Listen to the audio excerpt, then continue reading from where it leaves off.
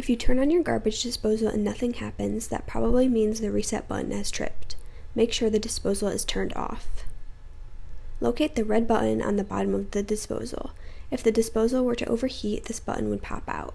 If it feels warm to the touch, let it cool down first before resetting. Reach under your disposal, feel the button protruding, press it down, and you should hear a loud click. If the button does click, you can try turning the disposal back on. You may hear a loud hum, which means it's jammed. In this case, you'll need to use your own jamming wrench. Reach under the disposal to the center, insert the wrench, and rotate it back and forth until you can release the disposal. At this point, you may be able to look down and see the object that's been jammed and reach down with a pair of tongs to remove it. Then you can try the disposal again to make sure you've cleared the jam. If you have any other questions or require further assistance, feel free to contact us. Thank you for watching.